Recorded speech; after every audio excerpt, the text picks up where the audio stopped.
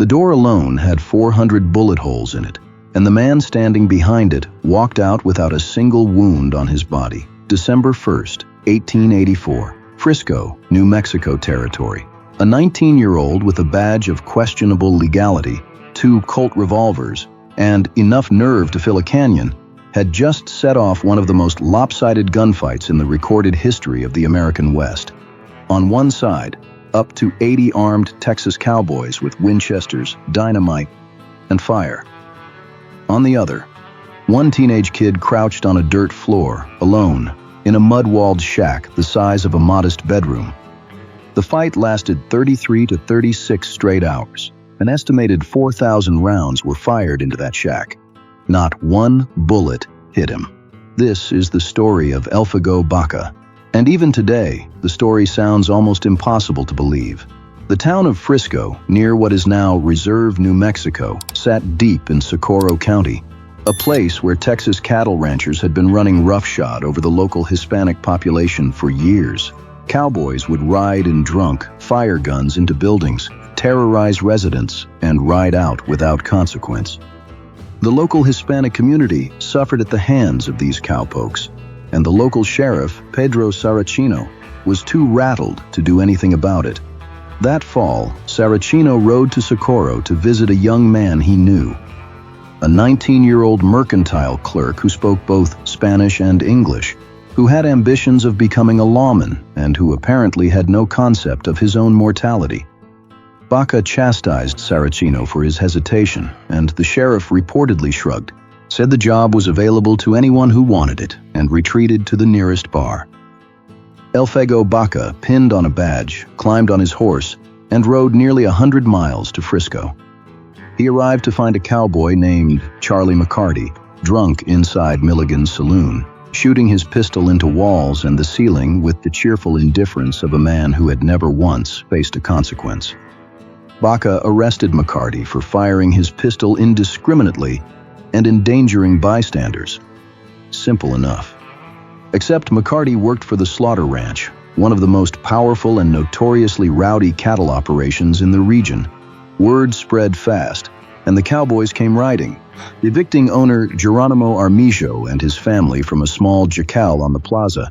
Elfego settled in for a siege. While much of the town's population fled into the surrounding hills to watch, some 80 vengeance-seeking ranch hands surrounded the structure, using the adobe buttresses of a nearby church as cover, and began emptying their Winchesters into the walls. Now here is where you need to picture this building. The jacal was a 15 by 30 foot hut with walls made of upright poles and sticks packed with dried mud and a low ceiling. It was not a fortress, it was barely a house. Bullets cut through those walls like they were paper. Its crude walls of dried mud and mesquite sticks were no match for the vigilantes' barrage. But one overlooked detail may have saved his life: the recessed floor. The jacal's floor was recessed 18 inches below ground level, enough to screen Elfego from the incoming barrage. He lay flat on that sunken dirt, pressed as low as a man could get, and he returned fire through the cracks between the wooden slabs, through the gaps in the door, through every narrow opening he could find. He mounted his solo defense using 2 Colt revolvers and a shotgun, methodically returning fire through narrow openings. The cowboys reloaded and kept shooting. The walls filled with holes. Dust and splinters rained down on him. And still, he fired back. In frustration, Bert Hearn of the Spur outfit rode up to the jacal, leapt from his horse, and tried to force the door. Shots from inside struck Hearn in the stomach. He died within moments. That was the message Elfego Baca was sending through the walls. Come closer, and this gets worse for you. The afternoon wore into evening. Some later accounts claim the cowboys tried to burn or damage the structure. The walls cracked. Debris fell. The shack was becoming a ruin around him, and Elfego Baca refused to surrender. Night fell. Gunfire slowed. Some historians say the mob ran low on ammunition and sent men to fetch more cartridges. Others say they were collectively convinced the man inside had to be dead, and they wanted daylight before walking up to confirm it. Either way, when darkness settled over Frisco, 80 armed men sat around a shattered building, waiting, certain that nothing inside could still be breathing. Then, morning came, and smoke began to rise from the jacal. Not the smoke of a dying fire, the smoke of a cook stove. The mob inspected the wreckage, only to find Baca cooking himself tortillas, beef stew, and coffee for breakfast. He had found food and cooking utensils somewhere inside the ruined structure, lit the stove, and made himself a meal.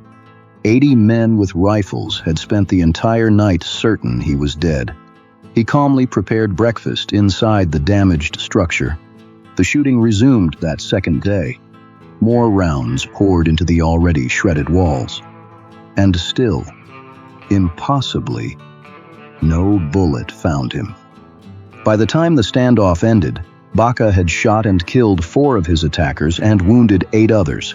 He had done this from a prone position, on a dirt floor, firing through cracks, with 2 pistols and a shotgun, against dozens of men with repeating rifles.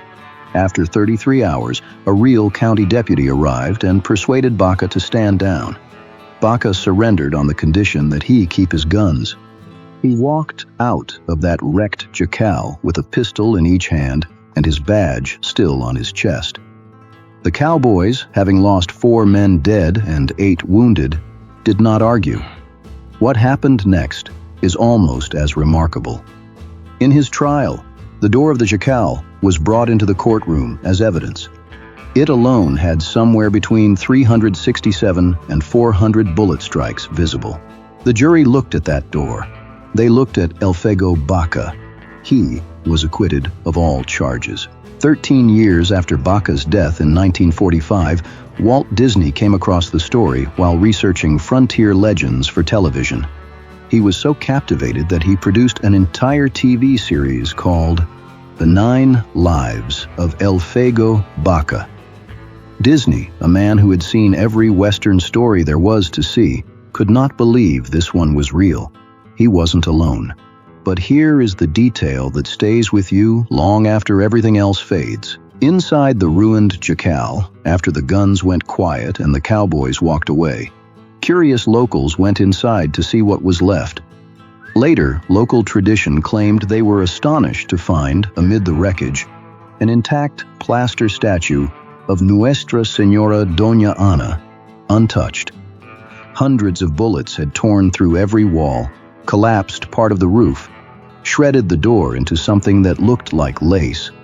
And that small plaster saint stood there in the rubble, without a chip, without a crack. The people of Frisco called it a miracle. Maybe it was 2 miracles. One porcelain, one of flesh and bone, and a 19-year-old's refusal to die on a dirt floor in New Mexico, while 80 men with rifles told him he had no choice. The wind still moves through that country the same way it did in 1884, dry and cold off the mountains, carrying dust and the smell of juniper. Today, the landscape around the reserve looks peaceful, although the story of what happened there remains one of the most remarkable episodes in frontier history.